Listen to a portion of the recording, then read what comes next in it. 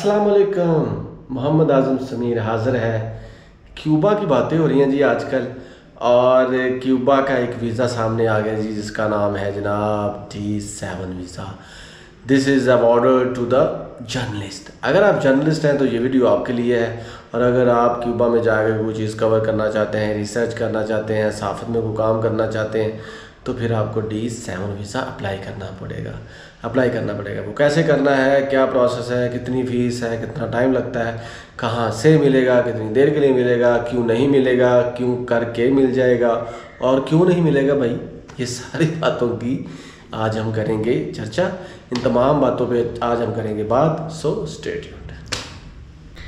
जी तो दोस्तों, ये जो D7 वीज़ा है ना क्यूबा का, ये बेसिकली दिया जाता है जी जर्नलिस्ट को। सबसे पहले तो इसकी रिक्वायरमेंट सुन लें। पहली रिक्वायरमेंट, आप सहाफ़ी हो, आपके पास लाइसेंस हो, या आपके पास किसी इदारे की कोई ना कोई ऐसी अथेंटिसिटी हो के पता चले कि यू आर जर्नलिस्ट। जर्नलिस्ट कई तरह के होते हैं। आप कोई मीडिया कवरेज करने के लिए है, या वहाँ पे कोई रिपोर्ट तैयार करने के लिए है, या आपको गवर्नमेंट ने भेजा है रिपोर्ट तैयार करने के लिए, या आप वहाँ पे कोई इलेक्शन कवर करना चाहते हैं, या वहाँ पे कोई उनका कल्चर करना चाहते हैं कवर, या उनका हेरिटेज कवर करना चाहते हैं, या उनके सहाफ़ियों के साथ मिलकर कोई प्रोजेक्ट है आपका, तो इलेक्ट्रॉनिक मीडिया पे बात करना चाहते हैं, कम्युनिकेशन पे बात करना चाहते हैं, रेडियो पे बात करना चाहते हैं, टेलीविज़न पे काम करना चाहते हैं, या कुछ भी।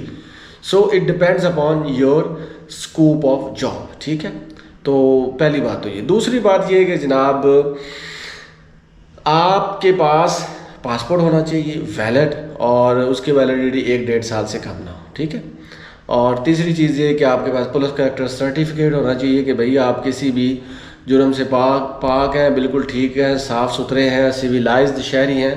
डेफिनेटली सारे जर्नलिस्ट अच्छे होते हैं, वो सिविलाइज्ड है, तो आप पे कोई इस तरह का मामला नहीं होना चाहिए, कोई केस नहीं होना चाहिए, बिल्कुल पाक साफ शफाफ होना चाहिए। तीसरी चीज़ ये है कि भाइयों, आपने क्यूबा के वीज़ा के लिए जाना है, तो पाकिस्तान में तो खैर उनकी एम्बेसी है नहीं, तो किसी भी दूसरे मुल्क में, अबू धाबी में, या जहाँ भी आप जाएंगे, तो या अगर आपको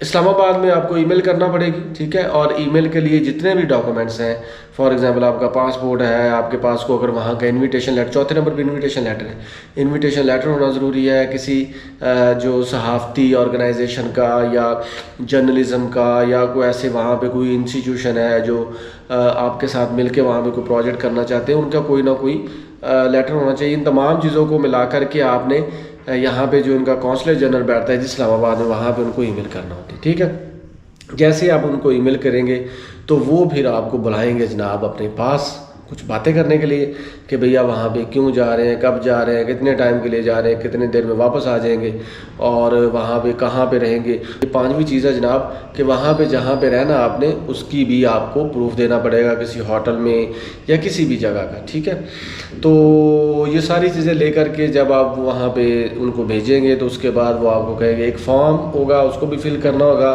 फिल करके वहाँ पे देना होगा। उस पर आपका नाम, पता, पासपोर्ट का नंबर, सारा सही से, कितनी देर के लिए जाएंगे, किसके लिए जा रही है, सारी इन्फॉर्मेशन आपने पुट करनी होती है। ऐसे ही है जैसे कि वहाँ पे आप शेंजन वीज़ा के लिए जाते हैं। तो उसके बाद जी आप जब वहाँ पे जाएंगे, समझ लेंगे एक तरह की ये अपॉइंटमेंट ही है। अच्छा, इस अपॉइंटमेंट में आपने अपने तमाम डॉक्यूमेंट्स को लेके जाना है। लेके जाके फिर आपने इनकी 2 से 3 कॉपीज़ बनानी, वहाँ पे अपनी तस्वीर भी वाइट बैकग्राउंड के साथ ले जाए।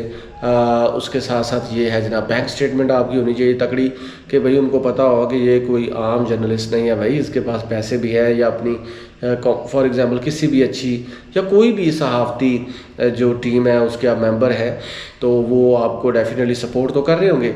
अपना लेटर और अपना कार्ड, ये सारी चीज़ें साथ में आपके होनी चाहिए, और जो आपने काम किया है उसकी भी एक रिपोर्ट बना लें कि भाई मैं इंटरनेशनली रिकग्नाइज हूँ, मैं इसके अलावा फ्रांस में गया हूँ, या अमेरिका में गया हूँ, लंदन में गया हूँ, यूके में गया हूँ, चाइना में गया हूँ, जहाँ भी अगर आप गए हैं तो ये आपका प्लस पॉइंट है। तो उसके बाद जनाब वो आपसे कुछ बातें करेंगे, बातें आपकी इंग्लिश में होगी, तो वहाँ भी इंग्लिश आपको बोलनी पड़ेगी। लेकिन अगर आपको स्पेनिश आती है, चाव चाव करना आता है आपको वहाँ पे जनाब सही से बोलना होता है, तो फिर तो आपके बारे नहीं आ रहे हैं जनाब।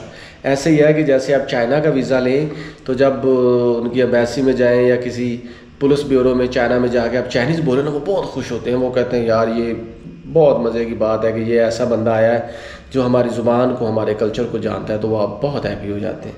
जापान की किसी एम्बेसी में जाएँ या जापान में वहाँ पे किसी पुलिस ब्यूरो में जाएँ, तो अगर आप उनके साथ जापानीज़ बोले तो बहुत खुश होते हैं। इसी तरह साउथ कोरिया में जब अब यहाँ से लोग जाते हैं तो लैंग्वेज सीख के जाते हैं, और जब अब वहाँ पे लैंग्वेज बोलते हैं तो उनको बहुत हैप्पीनेस होती है, जो कि वो जिसका वो इजहार नहीं करते, लेकिन खुश बहुत होते हैं। इसी तरह अगर आपको क्यूबा की स्पेनिश आती है तो फिर तो मौजें हैं जनाब आपकी। खैर किस्सा मुसरन ये कि आपको वहाँ पे 150 या $200 भी साथ में लेके जाने पड़ेंगे।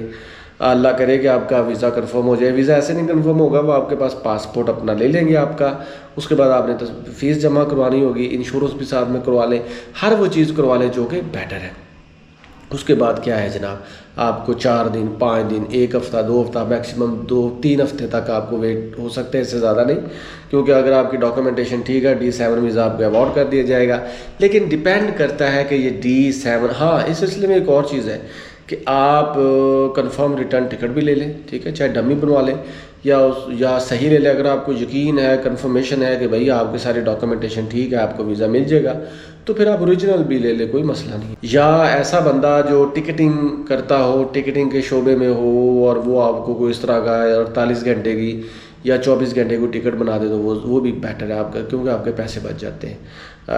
इसके साथ साथ ये है कि अपना कवरिंग लेटर, अपनी CV वगैरह भी साथ लगा दें, वो भी ज़्यादा बेटर है। यानी कि आप मुकम्मल तौर पे ऐसी डॉक्यूमेंटेशन कर रहे हैं जिसके बाद आपका वीज़ा कंफर्म है। तो उसके बाद जी आपको पासपोर्ट वहाँ से कलेक्ट करना है, पासपोर्ट कलेक्ट करें और फिर यहाँ से कूच करें।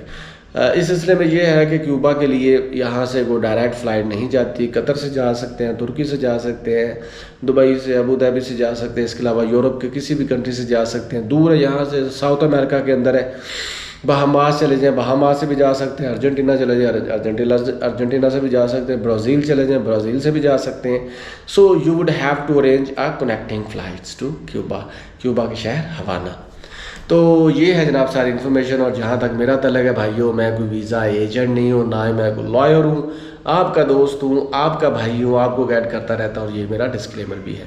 तो आज तक के लिए बस इतना ही, मिलेंगे next country, next visa index के साथ। तब तक के लिए अपना भरपूर ख्याल रखें। भाई का चैनल सब्सक्राइब करना मत भूलें, शेयर करना भी मत भूला करें। अल्लाह हाफिज़।